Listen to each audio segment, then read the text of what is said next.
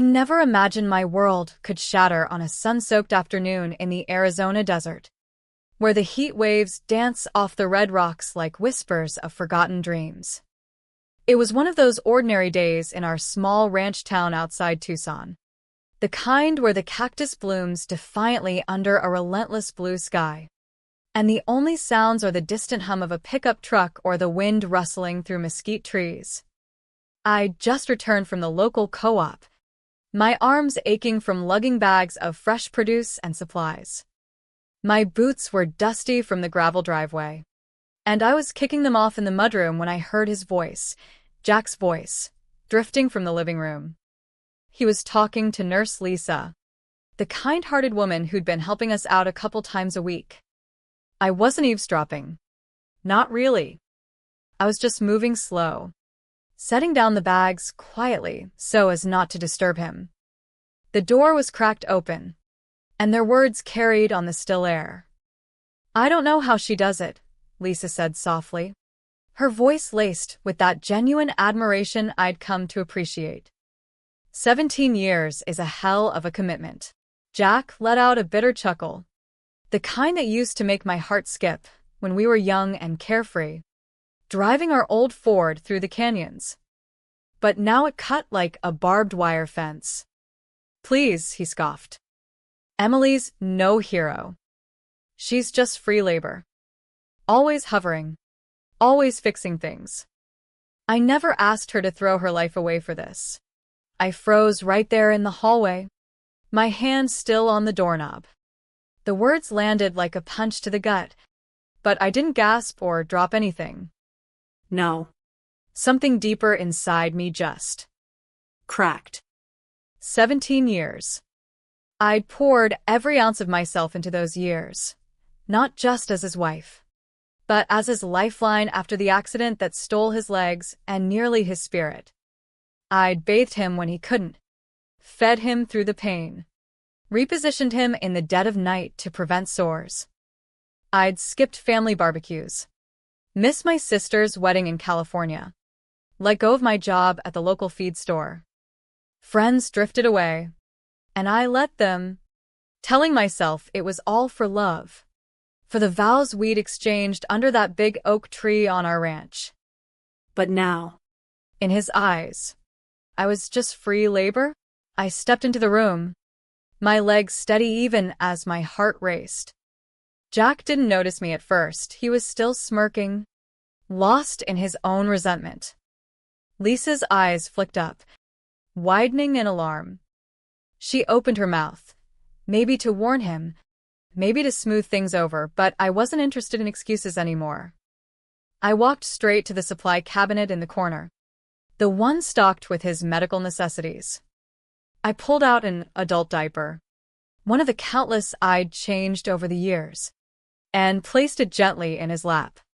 He stared down at it, then up at me, his smirk fading into confusion. "What's this supposed to mean?"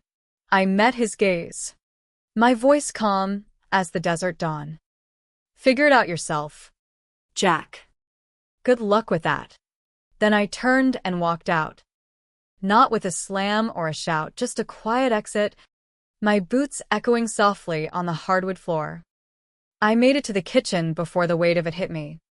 Leaning against the counter, I stared out at the sprawling acreage we'd once dreamed of turning into a thriving horse ranch. Memories flooded in. The night of the accident, 17 years back, when Jack's truck got T-boned by a reckless driver on Highway 10. He wasn't at fault, sober, focused, just in the wrong place at the wrong time. The docs said spinal cord injury, permanent paralysis from the waist down. I'd sat by his hospital bed in Phoenix, holding his hand as he woke up, promising I'd be there no matter what. And I was. I sold off part of the ranch to cover the bills. Medical debt piles up fast out here, even with insurance. I learned physical therapy basics from online courses and books. Got certified as a home caregiver through the state program. Our daughter, Sarah, was just starting college in Seattle back then. I told her to stay put, focus on her future. I didn't want her dropping everything like I had. Friends from town, the ones we'd barbecue with on weekends, offered help at first. But life moves on in these wide-open spaces. Calls tapered off. Visits became rare. I was left with the routine, alarms for meds, turning him to avoid bed sores, handling the catheter changes with the precision of a nurse. But Jack. He changed too. The man who'd once scooped me up for spontaneous dances in the barn grew distant, his words sharp as cholla spines. I'd chalk it up to pain, frustration, the unfairness of it all. He's hurting, I'd tell myself, wiping away his rare tears.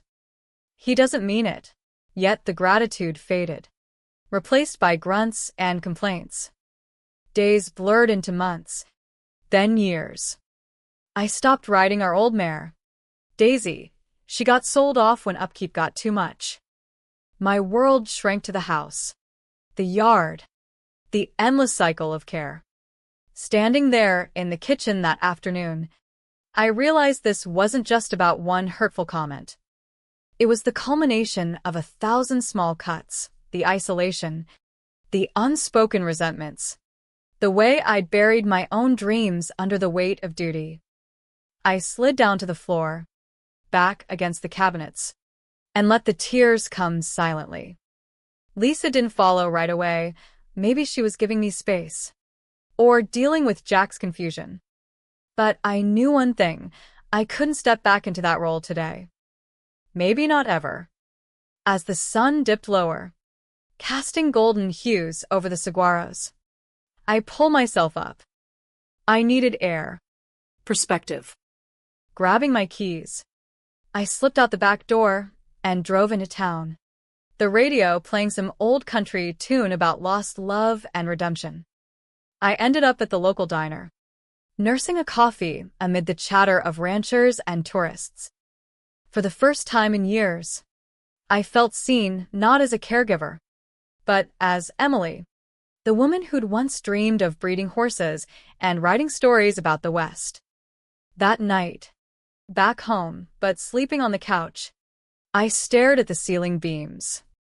Jack called out a few times, his voice edged with irritation, then uncertainty. I didn't answer. Tomorrow, I'd face it.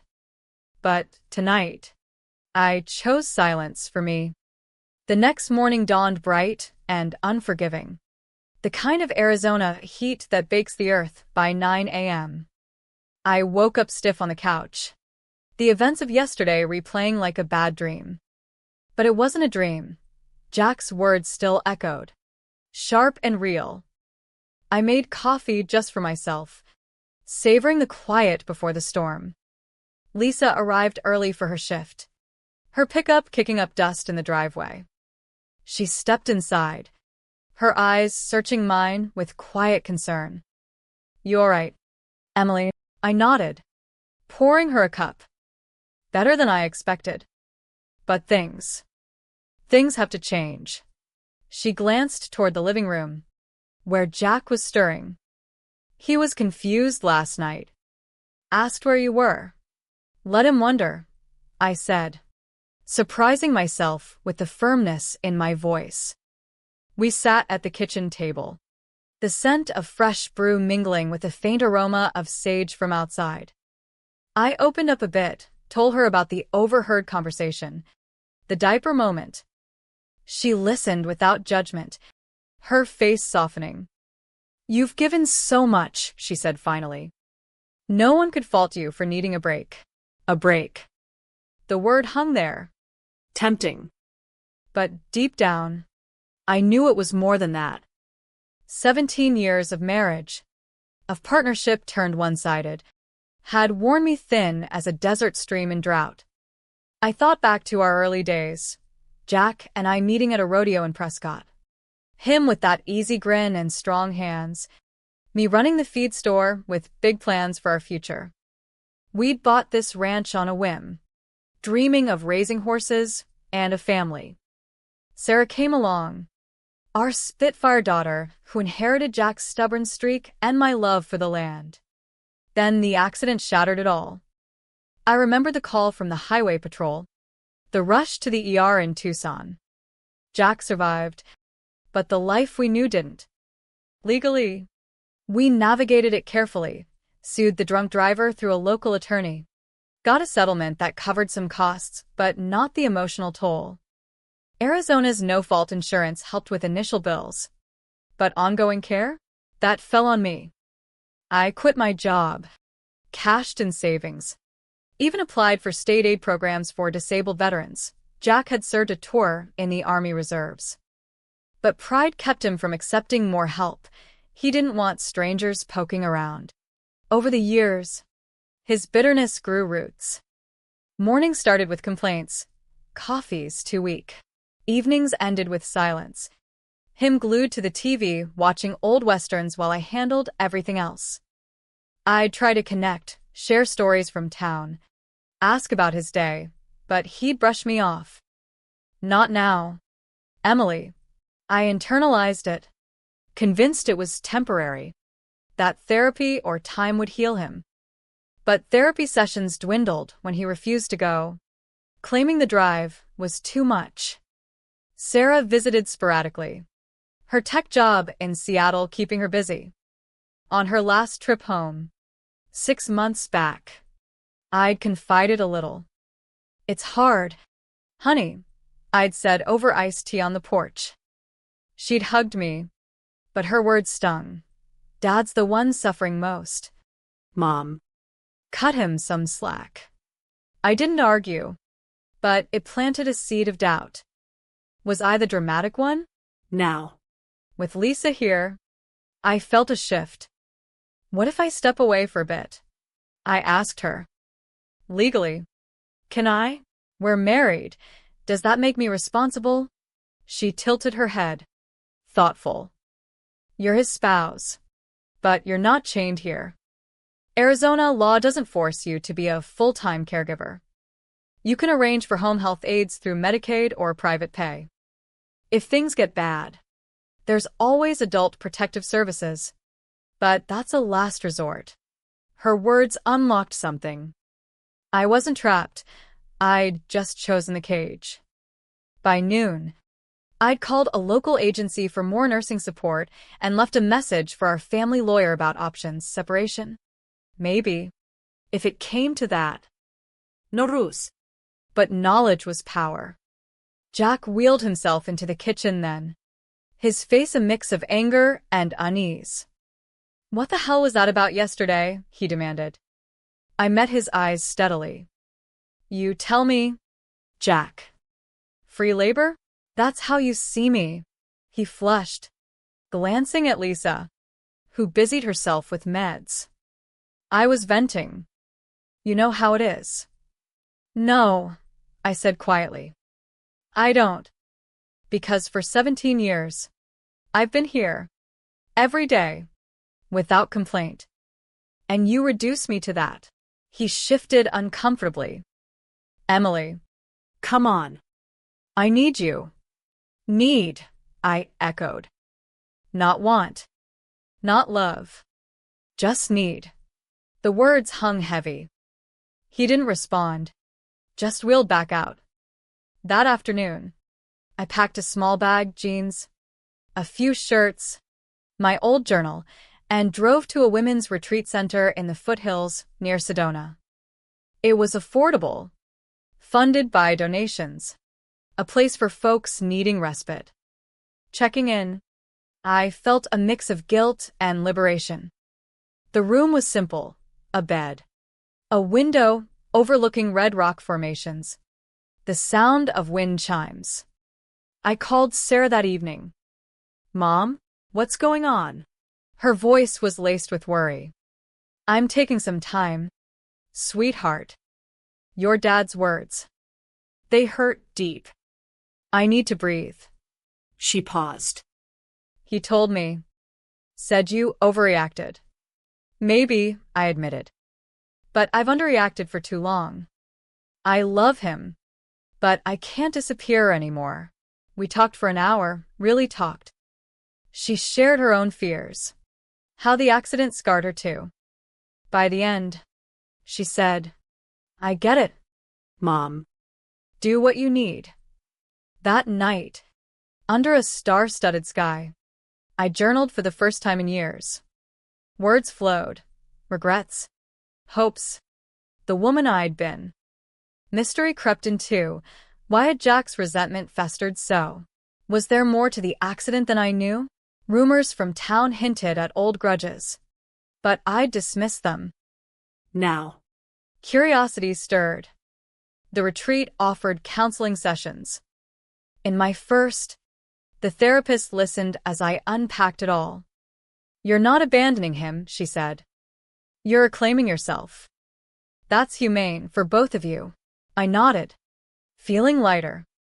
But back home, I knew drama awaited.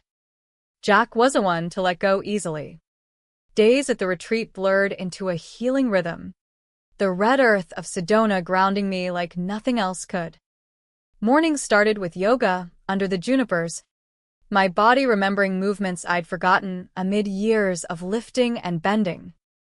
Afternoons, I hiked the trails, the vortex energy, or whatever folks called it, washing away layers of exhaustion. Evenings brought group talks. Women sharing stories of loss, abuse, reinvention. I wasn't alone. That realization was a balm. But thoughts of home intruded. Lisa texted updates. Jack was managing with extra help from the agency. But he was irritable, asking when I'd return. Sarah flew down midweek, staying at the ranch to bridge the gap. "He's quieter," she reported over the phone. Almost reflective. Reflective? That didn't sound like Jack. The man I'd married was action-oriented. A former ranch hand turned mechanic before the accident. But paralysis had clipped his wings, turning outward energy inward. Sour. Or so I'd thought. A nagging mystery tugged at me, whispers from the past. The driver who hit him, a local named Ruiz, had been drunk. Sure. But town gossip suggested bad blood between them from high school days. Jack always dismissed it as nonsense. Now. With space. I wondered. I drove into Tucson one afternoon, stopping at the county clerk's office. Public records were easy to access in Arizona. Transparency laws made it straightforward. I pulled the accident report. Standard stuff, but a detail jumped out. Witnesses mentioned Jack swerving oddly before impact, like he was distracted. No charges filed beyond the DUI, but it planted seeds. Was there more? Back at the retreat, I confided in my therapist. What if the accident wasn't just bad luck?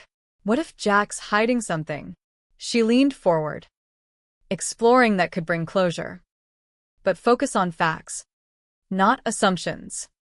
Legally, if there's fraud or undisclosed info, it might affect your settlement or even alimony if you separate. Separation. The word loomed larger. Arizona's community property laws meant assets split 50-50ths. But with Jack's disability, courts might favor him. I'd need a good lawyer. I called ours, scheduling a consult. No drama yet, just preparation. Sarah visited the retreat on day 5. Her rental car dusty from the drive. We walked the grounds, the sun warming our faces. "Dad's struggling," she admitted. "Not just physically. He misses you." Mom said some things about regretting how he treated you. My heart twisted. Regretting? Or just saying what he thinks I want to hear? She shrugged. "I don't know. But he's talking more. About the accident. Even. That piqued me." "What about it?" said the driver was an old rival. They argued at a bar earlier that night. Nothing physical, but heated. I stopped walking. "He never told me that. He didn't want you worrying. Thought it'd blow over." Blow over? It changed everything. If Jack provoked the situation, our lawsuit might have been shaky. But Ruiz pleaded guilty, paid up. Still, the secrecy stung like another layer of dismissal. We hugged goodbye, Sarah promising to dig gently. Back in my room, I journaled furiously. The story unfolding wasn't just drama, it had trim edges. A puzzle of hidden truths. Jack called that evening, first time since I left. His voice was gruff but tentative. "Emily, when you coming home?" "Not yet," I said evenly. "We need to talk first." "About everything." A pause. Yeah. "We do." He hung up, but the line crackled with unspoken tension. I sensed a shift, maybe remorse, maybe fear. Either way, the old dynamic was crumbling. The next day, I met with the lawyer in town. "If you're considering divorce," she said, "document everything. Caregiving logs. Finals. Arizona courts consider contributions like yours in asset division. And with his disability, spousal support might go both ways." I nodded, filing it away. No rush to file, but empowerment surged through me. Sarah texted later, found old letters in the attic. Dad and Ruiz feud over a girl back in school. Dad feels guilty, thinks he should have avoided the bar. Guilt. That explained the bitterness, projected onto me. Psychological knots untangling, one thread at a time. By week's end, I felt ready, not to return as before, but to confront. The drive home was tense, the desert landscape mirroring my resolve. Jack waited in the living room, Lisa nearby.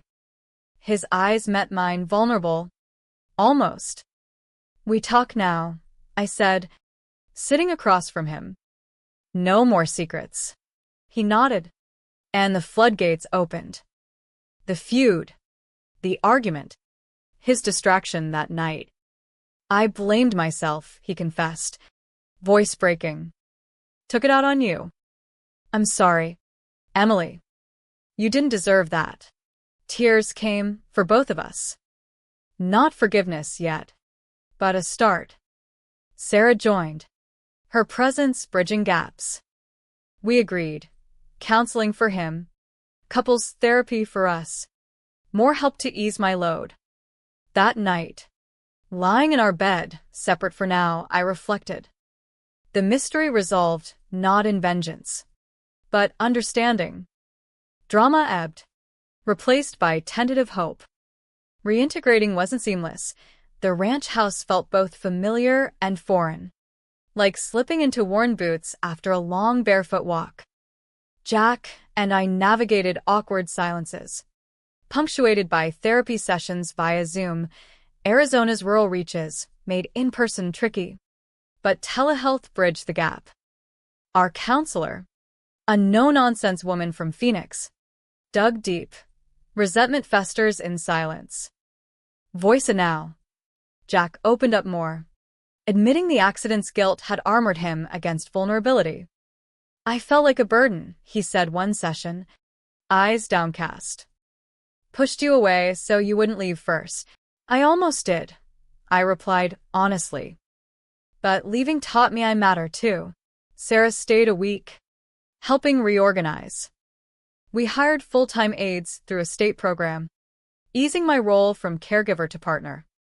Legally, we amended our wills and powers of attorney, clear, mutual decisions to protect us both.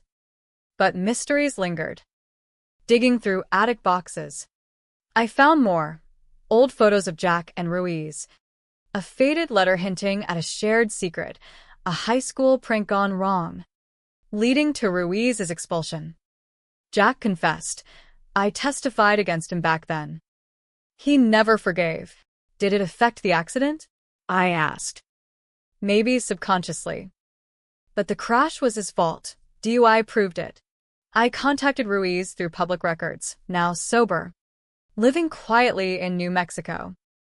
over a cautious call. He admitted the grudge, but swore no intent. I was drunk. Stupid. Sorry for the pain. Closure clicked. No grand conspiracy, just human flaws intersecting tragically. Town folks noticed my return gossip at the co-op. Sympathetic nods. One old friend, Maria from the feed store, pulled me aside. You look alive again, Emily. Good for you. I felt it. I started riding again, borrowing a horse from neighbors. Wrote short stories about Western women reclaiming power, submitting to local mags. Jack encouraged it, even reading drafts with genuine interest. Drama flared one evening. Jack snapped during dinner. Old habit surfacing. This steak's tough. I set my fork down. Then cook it yourself next time. He blinked, then laughed a real, warm sound. Fair enough. Saw the progress. Incremental but real. Sarah left for Seattle, but promised monthly visits. You've taught me, Mom, love shouldn't erase you. As weeks passed, our bond mended. We drove to the Grand Canyon one weekend, aides handling home. Sitting at the rim, sunset painting the chasms gold. Jack took my hand. Thank you for staying. For fighting. I fought for us, I said. But mostly for me. Back home, I reflected on the lesson.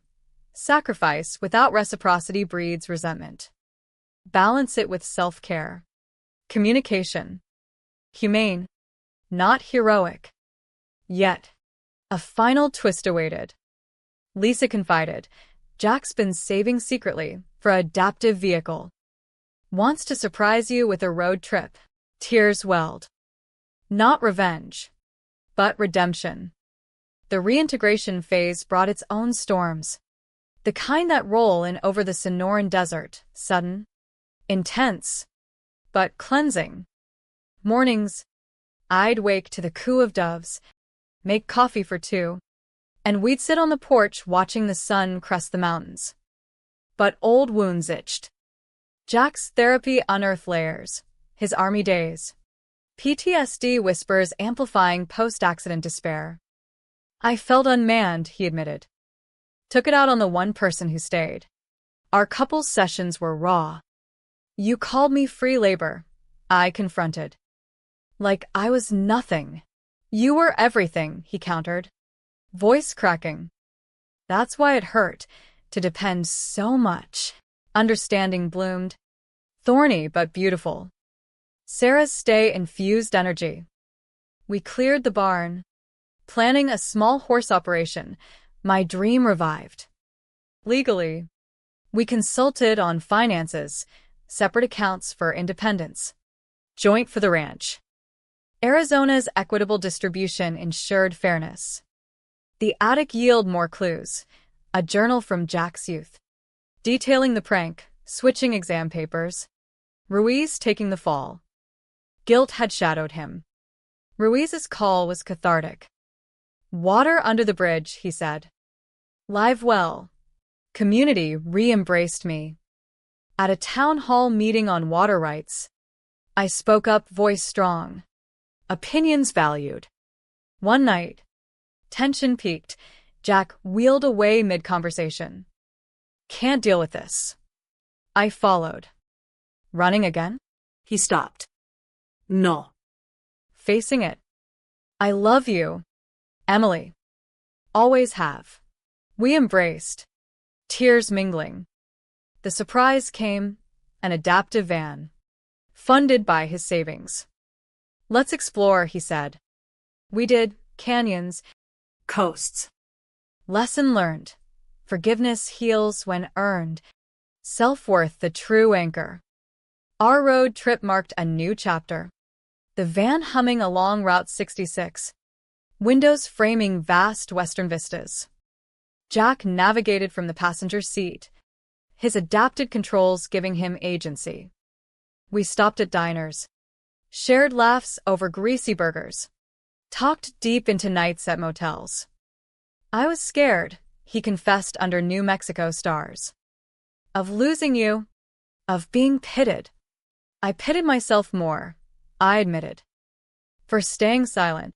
Back home, routines evolved. I reopened a small online shop for Western crafts, horse-themed art from my writings and sketches. Jack joined therapy groups for disabled vets. Finding camaraderie. Sarah visited often. Our family knitting tighter. Legally, we formalized changes, a post-nup agreement outlining care duties. Finance. Ensuring neither felt trapped. Arizona courts approved it swiftly, no drama. Just clarity. Mysteries resolved. But life brought new ones. A letter from Ruiz. Offering amends through a donation to spinal research. Jack donated too. Turning pain to purpose. One evening, as monsoon rains pounded the roof, Jack wheeled close. You're my partner, not servant. Never again. I smiled. And you're mine. We rise together. The lesson, light yet profound, in the West's wide spaces. Room exists for growth, forgiveness.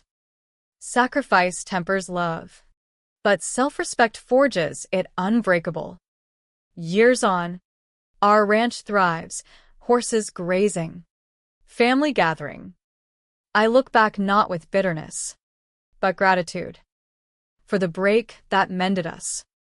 If life's handed you invisible chains, remember, freedom starts with one step out the door.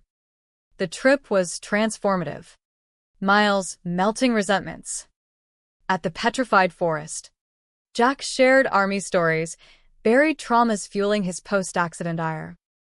Therapy's helping, he said. Should have started sooner. Me too, I replied. We both waited too long. Homeward, we detoured to Vegas. Whimsical. Fun. Jack won at slots. We laughed like newlyweds. Routines solidified. Shared chores. Date nights. My craft shop boomed. Stories published in regional mags. Sarah's wedding in Seattle united us. Jack walking her down the aisle with adaptive tech. Tears flowing. Ruiz's gesture inspired. We fundraised for local disability aids. In quiet moments, Jack whispers, "Thank you for second chances." I gave us both one, I say. Lesson: humanity lies in empathy's embrace. Revenge fades, understanding endures. Our story, once fractured, now whole, a testament to resilient hearts in the American West.